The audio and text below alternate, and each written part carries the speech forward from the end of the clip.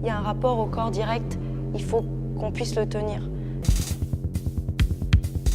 La première rencontre, elle a eu lieu en Hollande, pour ma 3e année aux Beaux-Arts, où je suis partie faire un stage chez un designer hollandais qui pratiquait en l'occurrence la céramique. Et c'est là que je suis tombée dans la bassine de porcelaine, si j'ose dire. Qu'on soit sur une recherche de forme ou sur une recherche d'usage, le matériau, il est toujours en trame de fond, puisqu'il va déterminer beaucoup de choses dans le projet. Il apporte des contraintes, mais également des qualités dont il faut savoir tirer parti. Donc la céramique, c'est à la fois plein de possibilités, c'est aussi parfois un challenge, un défi. Mon travail de recherche, en toute modestie bien sûr, tente de focaliser à nouveau cette attention de nos sens sur le véritable goût de l'objet et non pas sur l'aspect séduisant qu'il pourrait avoir à travers sa générosité ou tout simplement sa beauté.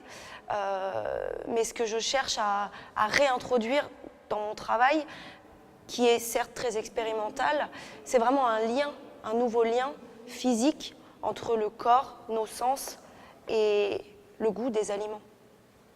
Et quelque chose de l'ordre du préliminaire aussi, préparer son corps à recevoir quelque chose, c'est comme un rituel amoureux, je trouve, se nourrir. On peut évidemment se jeter sur la nourriture, mais j'ai tendance à considérer que le plaisir sera très différent de celui qu'on pourrait avoir si déjà on éveille notre corps à ce qui nous attend. Résidence assez tôt, c'était quelque part cette nécessité de se confronter à une des réalités de lecture que je pouvais avoir pour venir nourrir mon travail et ne pas être dans une gratuité qui est très facile à avoir quand on a des préjugés et qu'on se fait des idées d'eux. Voilà, donc le départ de ce projet, il est surtout né de ça. Après, évidemment, c'est aussi l'occasion de se plonger dans un bain de tradition et de savoir-faire, d'observer, de se nourrir de ces observations et de détourner les choses, parce qu'évidemment, quel intérêt de faire au Japon ce que j'aurais pu faire en France, ou de reproduire en France ce que j'ai vu au Japon. Voilà. Il y avait cette idée d'hybridation, de mélange, d'articulation de culture, et je pense que la richesse était au rendez-vous, parce que quelque part, j'ai aussi un bagage.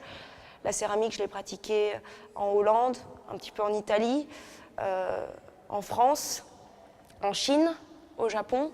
À chaque fois, c'est des nouvelles techniques qui viennent enrichir la pratique. Et au final, on arrive à des choses qui n'auraient jamais pu exister avant.